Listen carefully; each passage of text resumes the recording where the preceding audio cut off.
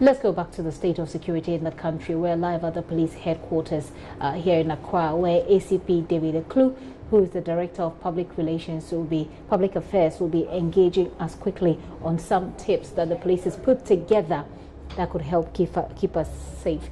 ACP Eklu, thank you very much for your time this afternoon. I trust that you're well. Now, you have some tips to share with Ghanaians as to how we can stay safe. After keeping safe from Lassa fever, we have the armed robbers to keep ourselves safe from as well. Please help us. Yeah, thank you very much, Gifty. As you know, in addition to law enforcement, we have been calling on the public to also support us and also up their security consciousness level. If you look at some of the crimes that we have been experiencing, we based on our analysis of the situation, we think that if people constantly keep security in mind and practice it, both at home, at the workplace, and whilst out in the streets, it will help us a lot, because there are three elements of crime prevention: the target, the environment, and the opportunity. So if we are able to take some of these steps seriously, it will enhance our personal security and also support the ongoing efforts by the police to ensure public security. Now, let me just announce this, because we are going to...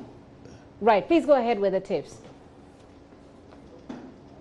Yes, number one is that if you are operating a business that involves handling cash, because most of the targets are cash, flat screen television sets, and some electronic gadgets that the criminals would get and go and sell.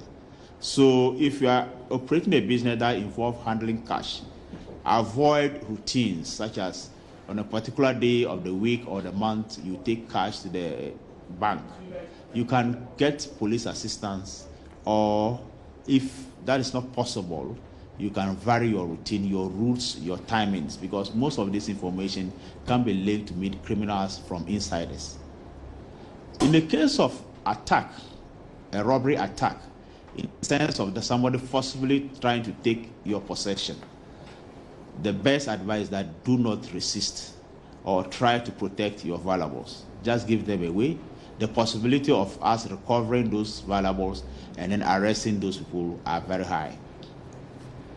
One of the things that we have always said, especially in robberies that have happened around OEB, is that most of the criminals use cement blocks, sharp objects and metals to break into people's rooms. So please make sure that if you have these objects, keep them away, keep them out of view, and put them in safe locations. You don't leave them around your compound, because if the criminals enter, those are the objects that they will use to break into your rooms. Also, this advice also goes to mobile money vendors, because that is also one of the targets of late. If you are operating such a venture, please carefully choose your location and have security as your top consideration. Not the money that you get, but your security is also very important. It is important you choose your location, the timing, when you close, and also customers who lurk around your business premises. Always have the police emergency number at hand, and also get in touch with the police for advice. Also be mindful that in residential or highway robberies, the robbers or the criminals don't operate alone. There is always somebody lurking around. So be very mindful that you are not dealing with only one person, but there are others who are lurking around to give him support. If you are going to bed at home, especially in the night, it is advisable that you put out your inside light, you put off your inside light and close your curtains at night. Most robberies that we have observed, especially residential ones, do not happen by chance. The criminals choose their targets carefully. Either you have withdrawn money from the bank, you have returned from a field trip, some items that have been bribes to the criminals. So there's always a prior information about your activity, your vulnerability before the robbers strike. It is also advisable, if you can afford, that in answering doorbells, try and construct a peep window on the door, so that if you are not very sure, at least it will give you an opportunity to view who is at the door. Do not just open your door, and please train and advise your children. Try and get a peep window or a safe place where you can view the outside perimeter of your premises. About the identity, don't open the door at once. Mostly, children always rush to go and open doors when strangers knock. Please train your children to be security conscious. The other important factor is that good neighborliness is a key to community security.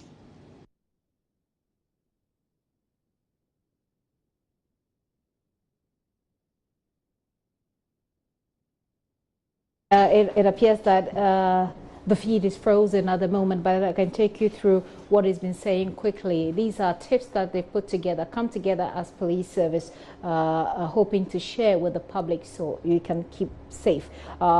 If you're into a business that involves cash, television sets, electronics, these are the things that they've realized that the armed robbers are targeting. They're asking you to avoid routines, like when you go for money, at what point and where you take that money. Avoid the routine, or try and change or vary the routine every now and then. They're also asking you to get police assistance if you do have this routine. Secondly, in case of attacks, they're advising you not to resist or try to protect your valuables, because if you try to do that, they end up killing you. And that's seems to have been what happened in yesterday's armed robbery case. They're saying that let them take it, because there is a possibility for the police to be able to recover your valuables. So, number one, if you are into any business that involves money, avoid routines, get police assistance. Number two, in case of any attack, do not resist or do not try to protect your valuables. Number three, if you have cement blocks or sharp metal, sharp objects hanging around or just lying around in your compound, you should try and keep them away, because they found that these are some of the items that come in handy to the robbers anytime they come to steal. Number four, for mobile money vendors, be security conscious, be extra security conscious, have police emergency numbers at hand, and for those who are for residential purposes, put off your inside light or the light in your bedroom when you're going to sleep. Close your curtains, make sure you close your curtains, because they found out that most residential attacks are not coincidental. They're usually information from insiders. They're saying that they're targeting people who have either just withdrawn monies from the banks or persons who are close to anybody who may have leaked information to the persons who come to rob you.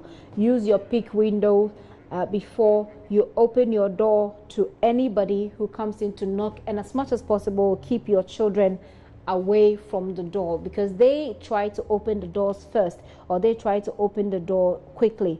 Keep them away from that. Whilst we're at it, there's a press release that's just coming in from the Ghana Police Service, and it says changes in command positions in the Ghana Police Service. So here is some kind of reshuffle within the Ghana Police Service. Now, the Inspector General of Police has made changes in the command structure of the Ghana Police Service as follows. Hopefully, I'll be able to go through this, quite a long list. It says 1, COP Dr. George Akuffo Dampare, who is the Director General of Operations, is now Director General of Research and Planning. COP Christian Teteyonu, who is the Director General of Special Duties, is now the Director General of Police Intelligence. Let's go over to the police headquarters quickly. ACP David Eklu is back on the line. Let's finish up with the tips that he was providing us. ACP, we lost you briefly. Finish up with us, please. Yes, thank you very much. So we left off at the point where you said people should look out peak windows before they open up their doors. Exactly. And we are also saying that good neighborliness, having your neighbors have your contact number and the police emergency number, which is 191-18555, is also very important. Because in the event of an attack, it is very difficult for the victim to call for assistance. But somebody who is watching or witnessing or at a safe location can call the police on your behalf. And also, one other key factor is that we have noticed that most of the robberies that happen, the target objects are flat screen television sets, mobile phones, tablets, laptops, and other electronic gadgets that people can get and steal and sell. So please get the habit of marking them. Engrave an identification mark on your flat screen television, your laptop, your iPad, your tablet, and for the phone, there is a system of getting the phone's identification number. It is called IMEI. There's a system. Get that number and put it somewhere. It is possible that if your phone is stolen, that can be immobilized and the person cannot use the phone again. Please, we'll be coming out with further security tips as we've been doing. You can get us on our Facebook, Ghana Police Service, our Twitter at Ghana Police Service, and our Ghana Police website, www.ghanapolice.gh. Thank you very much. Okay, ACP David Eklu there. ACP David Eklu is...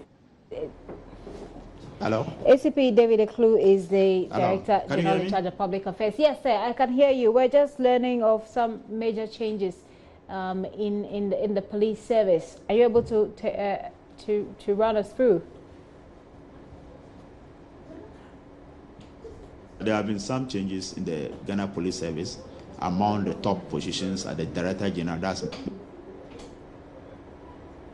Okay, we've lost ACP David Eklu there. I'll go through the press statement that we have here.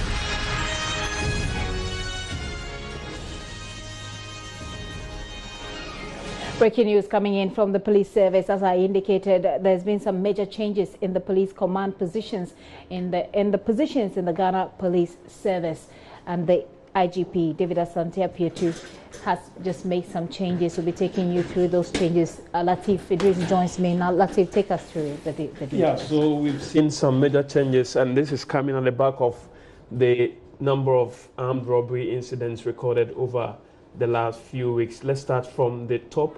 We have COP Dr. George Ekufu Dampare, who was the Director General in charge of operation, is now the Director General Research and Planning. So he's been moved to the Research and Planning units of the Ghana Police Service. Then second, we have COP Christian Tete Yohuno, Director General Special Duties, is now the Director General Police Intelligence. COP Reverend David Nenyi Ampabenin, the Central Regional Commander, is now the Director General Special Duties at the Ghana Police Service. Then we have DCOP Mr. George Tufuo, who was the Tema Regional Commander. He is now been moved and is now the Volta Regional Commander. DCOP Mr. Simon Apeku, Eastern Regional Commander, has now been moved and is now the Director General Operations at the headquarters of the Ghana Police Service. Then DCOP Mr. Paul Manley Awuni, Director General Private Security Operations, has now been moved and is now the Central Regional Commander.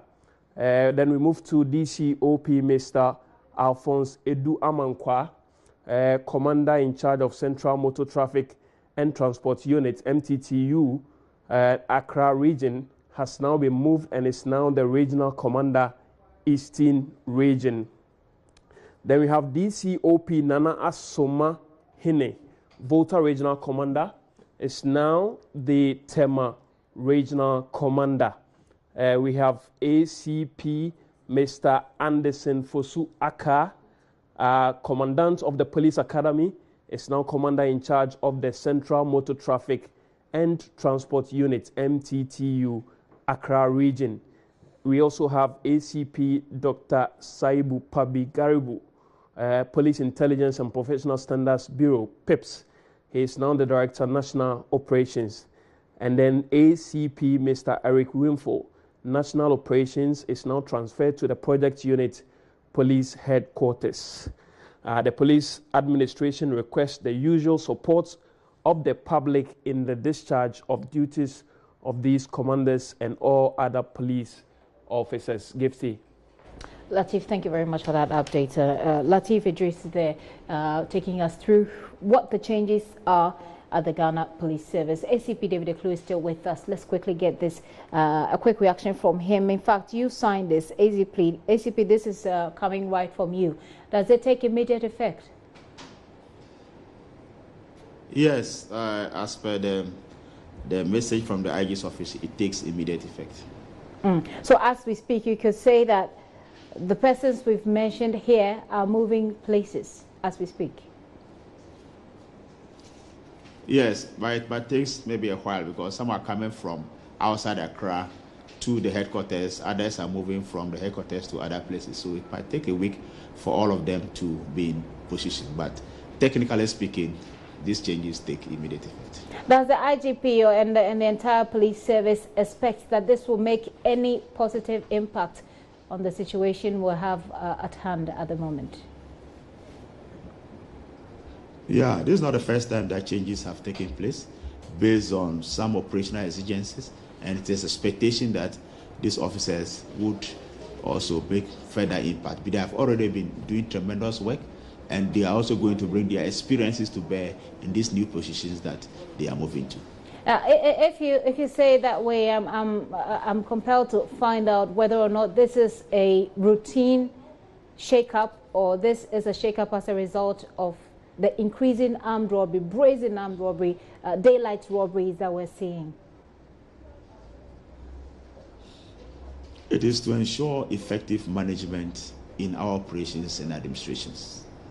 So is this the normal changes? Is this a normal reshuffle, police service reshuffle, or is this being done because of the peculiar situation we're dealing with?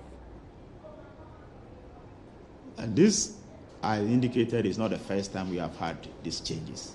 So it is a normal reshuffle that we are doing. Okay. That the Inspector General of Police is doing. Yeah.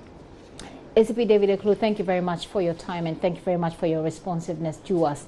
As and when we have any further questions, we'll be coming to you. So you're still watching The Pulse with me, Gifty and Dopia. A whole lot of things have been happening within the very short period. We'll be going to Parliament to find out what the responses are from there. But just the latest information is massive changes in the police service, massive reshuffle in the police service. ACP Eklu says it is not as a result of the situation at hand, it is a normal routine. But let me quickly go through also for you what the Information Ministry is saying about the situation. Number one, Operation Calm Lies is going to be enhanced with immediate effect. Number two, there's going to be heavy military and police presence, and it's going to start from today. So you should be expecting to see a lot of police and military personnel in town today, and there's going to be surgical operations that's flushing out criminals. Do not panic. The information says do not be nervous. They're just there to do their jobs and to cause you no harm.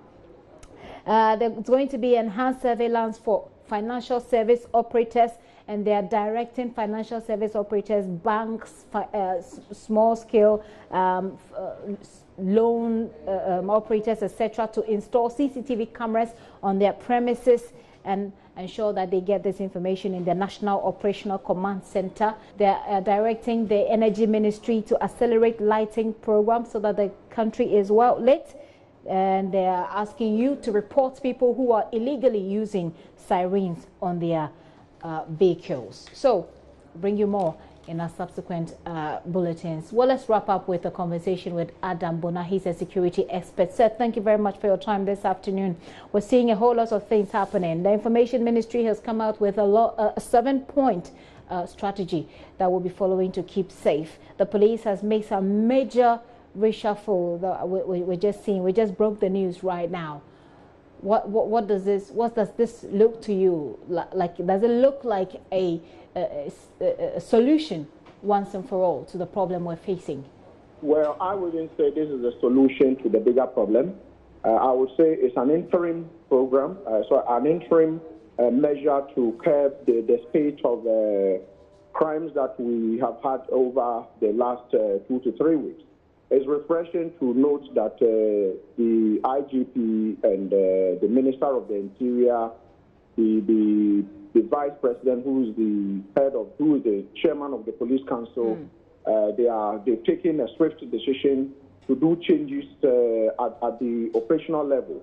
The problem we have had has to do with probably our inability to investigate these people, put intelligence officers on the ground to ensure that before these guys strike, we are able to pick them up.